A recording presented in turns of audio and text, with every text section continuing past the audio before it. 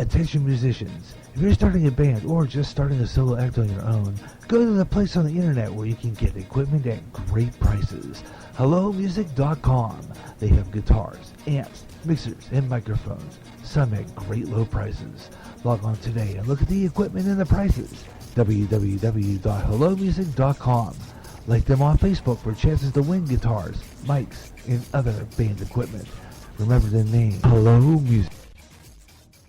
Tune in to the best of jazz coming this fall on GJRB Online. If you can't get enough of jazz and you live in the Quad Cities area, tune in to KALA, St. Ambrose University in Davenport, Iowa, at 88.5 on the FM dial. Along with some of that great smooth jazz, you'll hear a lot of great jazz programming and programming in other great music genres like blues, urban, including rap. Also classic R&B and Motown with David Baker on Rewind, Friday nights at 6 p.m. Central. In addition, you get programming in Spanish and some great gospel programming too.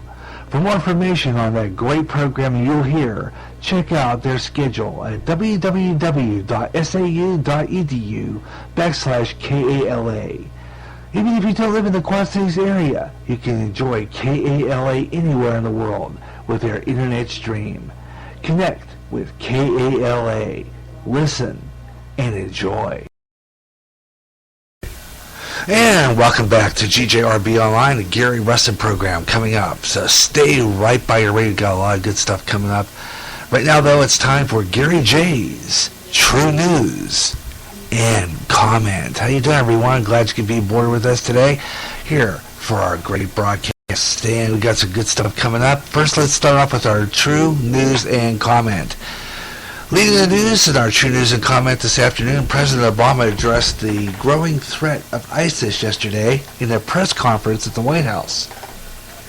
He credited the American airstrikes for the terror group losing arms and equipment, but he says that the strategy plan that needs to be put in place.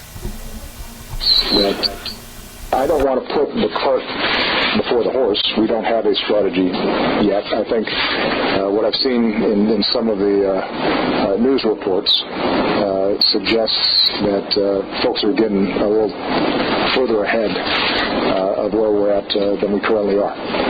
And I think that's not just my assessment, but the assessment of our military as well. We need to make sure that we've got clear plans, that we're developing them. At that point, I will consult with Congress and make sure that their voices are heard. But there's no point in me asking for action on the part of Congress before I know exactly what it is that is going to be required for us to get the job done. As from yesterday's conference, he announced that direct military leaders will prepare for a range of options for dealing with Islamic State militants. Secretary of State John Kerry will also be traveling to that region to build coalition and to confront the threat. However, the president added he doesn't have that strategy yet on the Syria and Assad and the ISIS. He said they need to make sure you clear plans, and of course that's what you just heard. He asked whether defeating ISIS could help Syria's President Bashar Assad stay in power.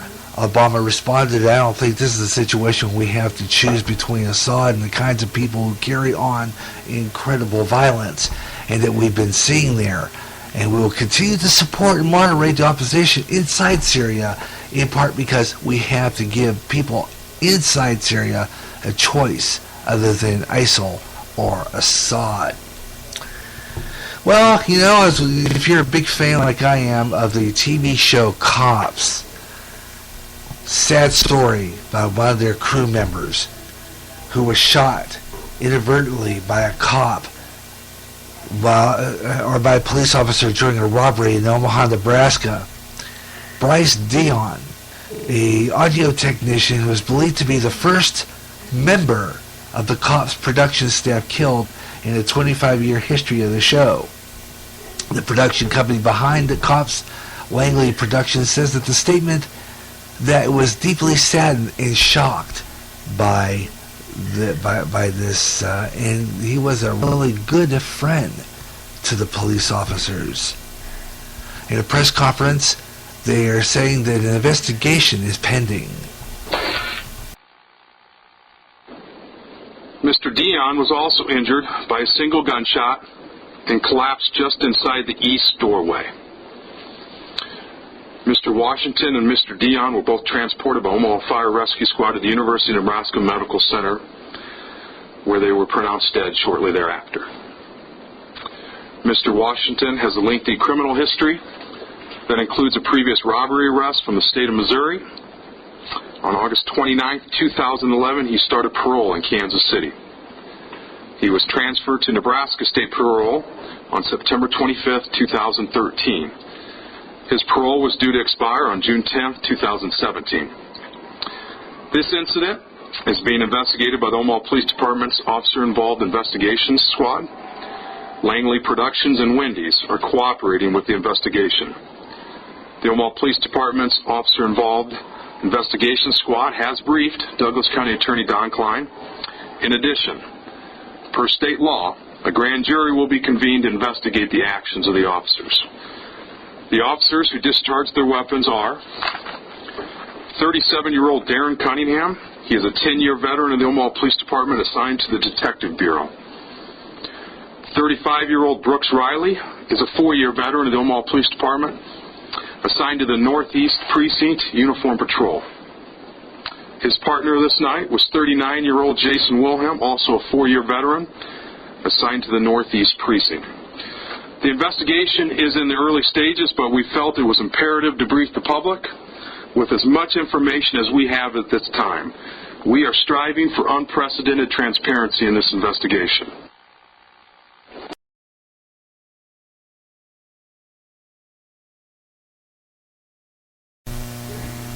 And sad story there. It said Dion, he was 38 years old, and he had been in Omaha all that summer helping in the production of future Cops episodes. The production company describes a long-term member of the Cops team and very talented, dedicated person. His resume lists credits of Cops dating way back to 2009. Todd Schmarder is the Omaha police chief, confirmed on Wednesday afternoon in a news conference that the bullet fired by the police officer struck Dion during that shootout, and that's what you heard during that conference. The suspect, his name is Cortez Washington, who was also killed.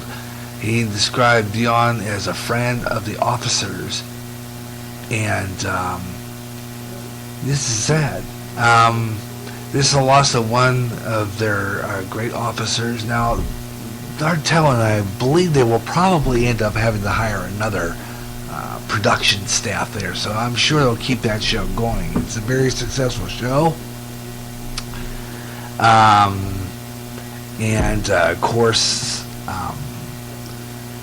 the investigation ensures that the cameraman's footage, which is going to be put in as evidence, I guess. They say they have the footage of that shot. And the investigation will continue. Based on viewer footage, the officer had no choice other than to respond the way they did, according to their police chief, Schmarder. I hope I pronounced that right.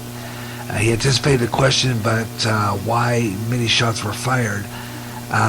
When asked at the police at the press conference if the officers could have been showing off for the camera, Schmarder said absolutely ridiculous. That's what he claims.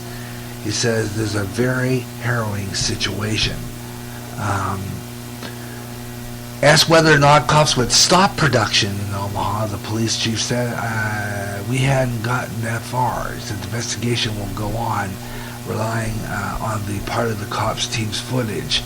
Dion paid the ultimate price for his service, providing the real-life dangers of law enforcement officers face in a daily basis on this television series. The crew reportedly scheduled to wrap up production in the coming days, and there were like 6 or 7 shows to be aired, which can be aired. They're airable with the show's amazing professionalism. This show started on Fox 24 years ago, and then since been moved over to the Spike network, which is on Saturday nights. Absolutely, still one of the best shows on television, showing the real life situations that cops are involved in. It really is a great show, and yeah, I am saddened by the loss of this fellow. He was a great man. He was a great officer and a great crewman and a friend of the officer, and that's great to hear. It really is absolutely fabulous. He was a great man who shot these videos. It is a sad shame, really is sad shame that this had to happen to that man. It really is. And he really showed a lot of courage out there on the field, and that would take a really tough thing to really struggle with to have an officer. And I'm sure the police officer who shot this TV crewman felt really bad about that situation. He can about bet. It's something he probably can't get over himself. So, sad situation that happened, and our condolences here to the family is that crewman from Cobbs from here on GJRB. All right, well, let's continue now with our news and commentary. We head on over to an interesting story that I thought really kind of made my blood boil and totally ridiculous. Comes out of Florida, at Callahan, Florida, as a local mother was outraged over the fact that her 4-year-old son was expelled from private Christian preschool after his mother posted on her personal page her dissatisfaction with the way the school didn't give her notice about pictures being taken. This could go both ways. It definitely could go both ways on this one. A local mom is outraged that her 4-year-old son has been expelled from a private Christian preschool. She says it's all because of a Facebook post she put on her personal page. She admits she vented on social media about picture day at the school, and the next day, she says, administrators informed her son could no longer attend. The woman told her story to Channel 4's Heather Lee, who's joining us now from our newsroom. Heather, does she regret posting the comment? She says absolutely not. She told me she posted it to her private Facebook page and that it's her freedom of speech. But all of that aside, she says her son shouldn't be punished for something she wrote. Ashley Habit says she and her son Will were running late for school. It was picture day at Sunshine Christian Academy in Callahan. The administrator of the preschool checking him in, she's like, well, it's picture day, Will. Are you excited? And, he, of course, just went on to class, but I had mentioned that they didn't give enough notice. And she's like, well, we put it in his folder last week. So Habit says she took to Facebook, saying she just wanted to vent her frustrations. She also never thought the school would ever see her post. They couldn't see it. It was private to my friends only. The post read, quote, "Why is it that every single day there is something new I dislike about Will's school?